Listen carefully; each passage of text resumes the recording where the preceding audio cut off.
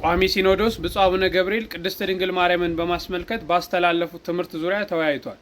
ቋሚ ሲኖዶሱ ዛሬ ማለዳ ባደረገው መደበኛ ስብሰባ ብፁዕ አቡነ ገብርኤል ባለፈው አርብ በስቅለት ዕለት በፍኖተ ጽድቅ ቴሌቪዥን በቅድስት ድንግል ማርያም ዙሪያ ያስተላለፉን ትምህርት በተመለከተ ውይይት አድርጓል። በብፁዕነታቸውም የተላለፈውን ትምህርት ዝርዝር ሁኔታ በመመርመር ውሳኔ ማስተላለፍ ይቻል ዘንድ ሁሉም የቋሚ ሲኖዶስ አባላት በምልዓት በተገኙበት ለአርብ ሚያዝያ 12 ቀን 2017 ዓ.ም ቀጠሮ ይዟል። ዛሬ ሁሉንም ጉድ እናፍረጠርጠዋለን፣ ሳይደፈርስ አይጠራም። አስኬማውን ደፍቶ መንጋውን ካልመራ መመሪያ ያስብልም ጥምጣምና ጭራ። አዎ አሁንም በድንግል ማርያም አትምጡብን። አልተማሩም እንዳንል ዲግሪ እንሰማለን። የኛ አባቶች ዲግሪ ጠርበው መላውን አገሪቱን፣ ወታደሩን፣ መንግስቱን፣ ቤተ መንግስቱን፣ ሰራዊቱን፣ አለቃውን፣ ካህኑን፣ ቤተ መልከናውን፣ ስንዴውን፣ አጃውን ወጥ ሰላም ጤና ይስጥልኝ። እንዴት አላችሁ? በመላው ዓለም የምትገኙ የዩአብ ሚዲያ ተከታታዮች ዛሬ እንግዲህ በአንድ መረጃ ወደ እናንተ መጥቻለሁ። እንግዲህ የምናውቃቸው ብፁዕ አቡነ ገብርኤል በድንግል ማርያም ዙሪያ ተያይዞ ያስተማሩት ትምህርት አለ። ይሄም ድንግል ማርያምን ቤዛዊተ ዓለም ቤዛ ልንላት አይገባም፣ ቤዛ አይደለችም፣ ቤዛችን ኢየሱስ ክርስቶስ ብቻ ነው ብሎ በተናገሩት ባስተማሩት በፍኖተ ጽድቅ ቴሌቪዥን በተላለፈው በተመለከትነው መልእክት ብዙዎቻችን በጣም አዝነናል። መላው ይህንን የሰማው የኢትዮጵያ ኦርቶዶክስ ተዋሕዶ ቤተክርስቲያን እምነት ተከታይ ሁሉ ያዘነበት፣ በጣም በርካታ መምህራኖች መልስ የሰጡበትና የራሳቸውን አስተያየት ያስቀመጡበት ሰሞን እንደሆነ ሁላችንም እናውቀዋለን። በትንሳኤው ማግስት የሰማ ነው ማለት ነው። ይህንን ተከትሎ እንግዲህ የኢትዮጵያ ኦርቶዶክስ ተዋሕዶ ቤተክርስቲያን በአመት ሁለቴ በምልዓተ ጉባኤ ቅዱስ ሲኖዶስ ስብሰባ ያደርጋል። እንዲሁም ደግሞ በሳምንት ሁለቴ ረቡዕና አርብ ማለት ነው የቤተ ክርስቲያኒቷ ቋሚ ሲኖዶስ ሊቃነ ጳጳሳት የሆኑ 7 አባላት ያሉት ከብፁዕ ቅዱስ ፓትርያርኩን ጨምሮ እነዚህ ስብሰባ ያደርጋሉ። ዛሬ ዕለተ ረቡዕ ማለትም ሚያዝያ 15 ቀን ስብሰባ አድርገዋል። ስብሰባ አድርገው ውሳኔ ለማስተላለፍ እንደሆነ ተሰምቷል ማለት ነው። ይሄ ደግሞ ለብዙ ህዝበ ክርስቲያን ተስፋ የሚሰጥና ደስ የሚል ነገር እንደሆነ በተለያዩ ሚዲያዎች እየተመለከትን እንገኛለን። እንግዲህ የሆነው ምንድነው? ዛሬ በምልዓት አልተገኙም የቋሚ ሲኖዶስ አባላቶች ከወጣው መግለጫ ጋር ተያይዞ እንደተገነዘብ ነው። ነገር ግን ሁሉም የቋሚ ሲኖዶስ አባላት 7ቱም በተገኙበት ያው ብፁዕ ጸሐፊው የሉም፣ 6ቱ በተገኙበት ፓትርያርኩን ጨምሮ ማለት ነው።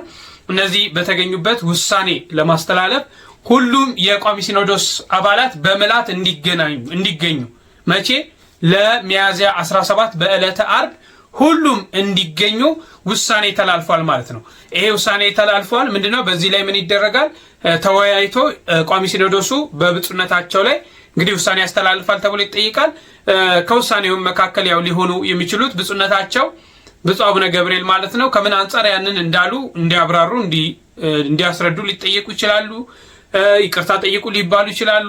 ሌሎች ነገሮችም ደግሞ ሊደረግ ይችላል ብለን እንደ መላምት እንደ ሐሳብ እናቀርባለን። ነገር ግን ቋሚ ሲኖዶሱ ይህንን ውሳኔ አስተላልፏልና በዚህ ውሳኔ በርካታ ህዝበ ክርስቲያን በርካታ መምህራኖች እየተደሰቱና ጥሩ ማያዳግም እርምጃ ለሌሎችም ማስተማሪያ የሆነ በተለይ በፍኖተ ጽድቅ ቴሌቪዥንም ላይ ይሄ እንዲህ አይነት መልእክቶች መተላለፋቸው ምን እንደሆነ አላማው ከዚህ ቀደም የነበረበት ወደ ቤተክርስቲያን ተመልሻለሁ ያለበት ሁኔታና ምን እንደሆነ የሚሉ ነገሮችን አጣርቶ ውሳኔ ያስተላልፋል ተብሎ ይጠበቃል። እንግዲህ ይህንን እንመለከታለን። ሌሎች ደግሞ እና አባ ገብረ ኪዳንን ጨምሮ ሌሎች መምህራኖች አንዳንድ ወንድሞችም በዚህ ዙሪያ ከእመቤታችን ቤዛነት ጋር ተያይዞ ያነሷቸው ሐሳቦች፣ ያነሷቸው ማስረጃዎች፣ ያነሷቸው ትምህርቶች አሉ። እነዛን ለተወሰኑ ደቂቃዎች አብረን እንመለከታለን። እስከ መርሐ ግብሩ ፍጻሜ አብራችሁን ቆዩ። ይህን ቪዲዮ ላይክ በማድረግ ጀምሩ። ሐሳብ አስተያየቶቻችሁን በኮሜንት ላይ ስጡ። ምናልባት ቤተሰብ ያልሆናችሁም ሰብስክራይብ አድርጉ። ብዙ ትምህርት የምታገኙበት ቤታችሁ ስለሆነ ዛሬ ሁሉንም ጉድ እናፍረጠርጠዋለን፣ ሳይደፈርስ አይጠራም። አስኬማውን ደፍቶ መንጋውን ካልመራ መመሪያ ያስብልም ጥምጣምና ጭራ።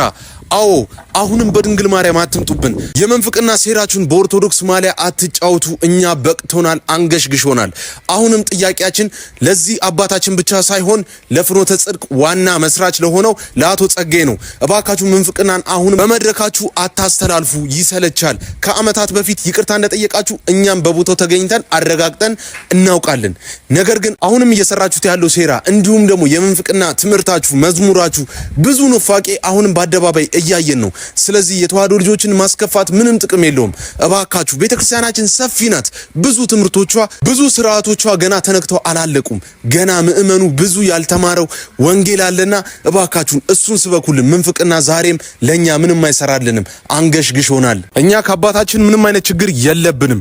ዛሬም የተዋህዶ ልጆች እገዛችሁ ያስፈልገናል። ዛሬም ይህ አጀንዳ የተከፈተው በአቡነ ገብርኤል ነውና ኮመንቱን ያ የመላእክት አለቃ መላእክት በተረበሹ ጊዜ ባለንበት እንጽና ባለው በመልአኩ በቅዱስ ገብርኤል ይህንን ቪዲዮ ኮመንቱን አጥለቅልቁት። ገብርኤል ገብርኤል እያላችሁ ጻፉልኝ።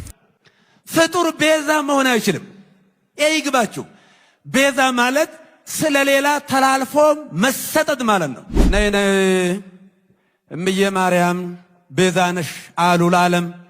እመቤታችን ቤዛ አይደላችም። ቤዛ ልጇ ነው። አትደንግጡ። ቆይ እንትን ቴዎድሮስ መድኃኒት ቤት፣ አስቴር መድኃኒት ቤት ሲባል አይቆጡ። እስቲ ሂድና እዚያ ባለ መድኃኒት አቤት ኢየሱስ ብቻ ነው መድኃኒት፣ ይሄን ዝጋ በለው እስቲ ሂድና።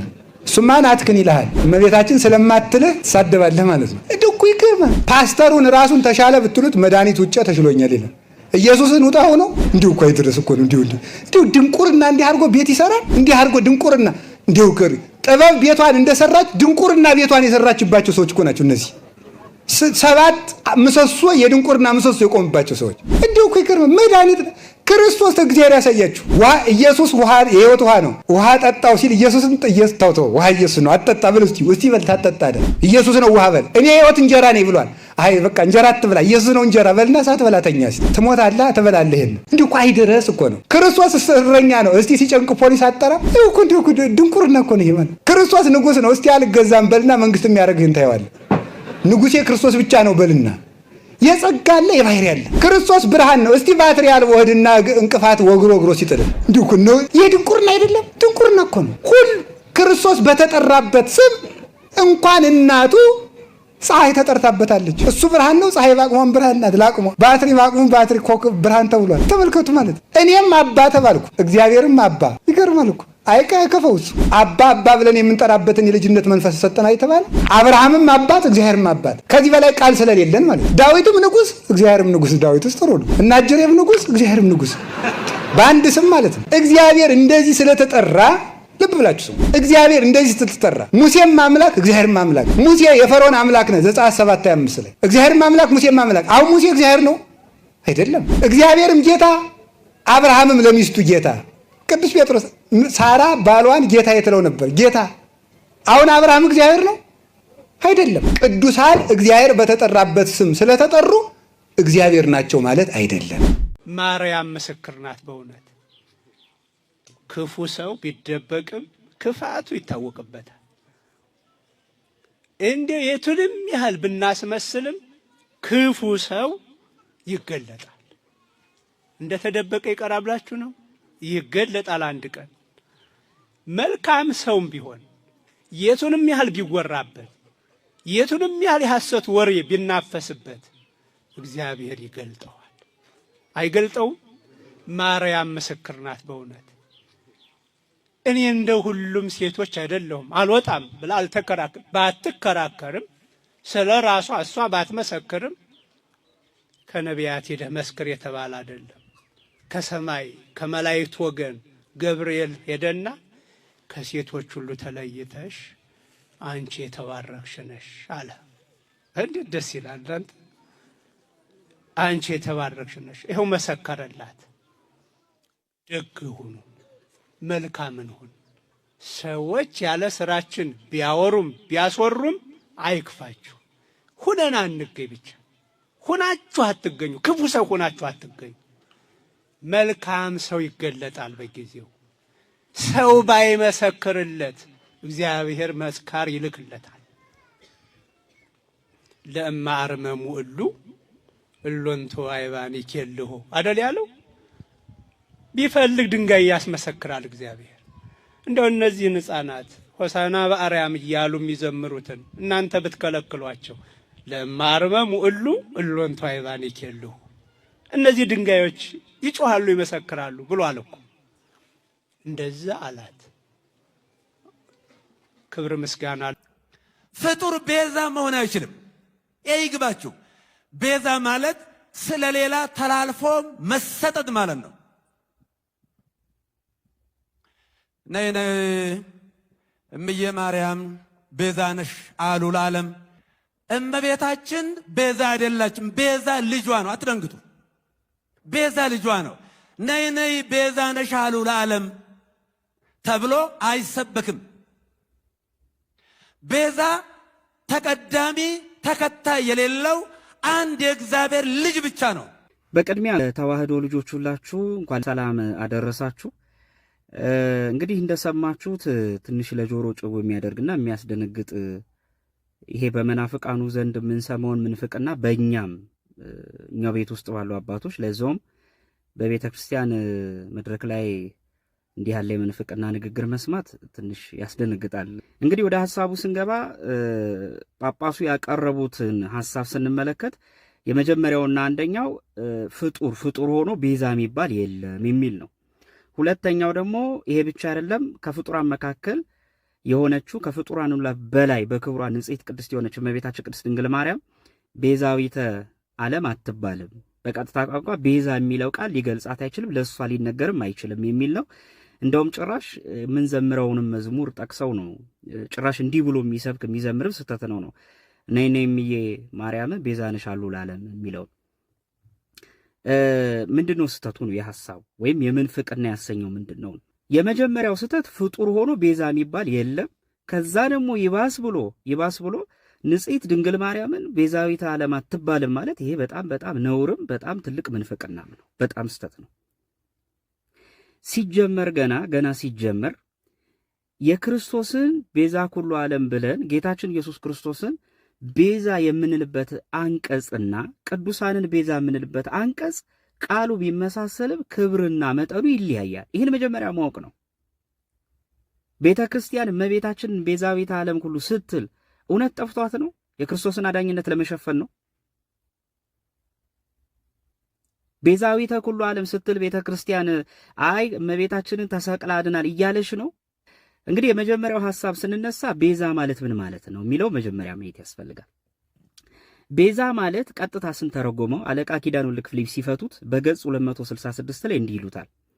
ዋጋ፣ ካሳ፣ ለውጥ፣ ምትክ፣ ኃላፊ፣ ዋቢ፣ ዋስ፣ መድህን፣ ተያዥ፣ ጫማ፣ ጥላ፣ ጋሻ ብሎ ይተረጉሙታል። በአጠቃላይ ዋስ ስለ አንድ ስለተጎዳ ስለ አንድ ስለወደቀ አካል ብሎ ራሱን አሳልፎ ካሳ የሚሆን ተላልፎ የሚሰጥ ስለ ዋስ ማለት ነው። ይሄ ነው ቀጥታ ትርጉሙ። ይሄ ሲባል ግን እንደየግዕዙ አገባብ ግን በጣም ይፈታል። እሱም በሌላ ጊዜ ይሰራበታል። ክርስቶስን ቤዛ ስንል ግን እና ደግሞ እመቤታ ቤዛ ስንል ግን ቃል ቢያመሳስለው መጠነ ክብር ግን ይለየዋል። ይሄ ማለት ግን መጠነ ክብር ስለሚለየው ግን እመቤታችን አትባልም የሚል ፍጹም ክህደት ነው። ክርስቶስን ቤዛ የምንለው ምንድን ነው? ከሦስቱ አካል አንዱ አካላዊ ቃል እግዚአብሔር ወልድ ከባሕርይ አባቱ ከአብ ከባሕርይ ሕይወቱ ከመንፈስ ቅዱስ ሳይለይ ከምልአትነቱ ሳይጎድል ከርቀትነቱ መግዘፍ ሳያገኘው ፍጹም ሰው ፍጹም አምላክ ሆኖ በተዋሕዶ ተገልጾ ሥጋውን ቆርሶ ደሙን አፍሶ የመርገምን የፍዳን ድንጋይ አንስቶ ዳግም በአዳም ርግማና ፍዳ ላንጠየቅ ከመርገመ ሥጋ ከመርገመ ነፍስ ያዳነን የቤዥን ቤዛ የሆነን ማንም ሊያነሳ ያልቻለውን ድንጋይ ራሱ በራሱ ያነሳልን ሥጋና ደሜን ብሉ ጠጡ ብሎ በሥጋና በደሙ ድነትና እናገኝ ዘንድ የሰጠን አንዱ ቤዛችን ኢየሱስ ክርስቶስ ነው። እውነት ነው። ይሄን ለማንም አንሰጥ። እኛም እመቤታችንን ቤዛዊተ ዓለም ስንል ሥጋዋን ቆርሳ ደሟን አፍሳ ሰጥታል ብለን ነው አይደለም። ይሄም በደንብ ያውቁታል እርሳቸው። እንኳን እሷ ዮሴፍ መድኃኒት ተብሎ የለ እንዴ? ምን ይደንቃል ይሄ! ዮሴፍ በመጽሐፍ ቅዱስ ውስጥ መድኃኒት ተብሎ ተጠርቷል።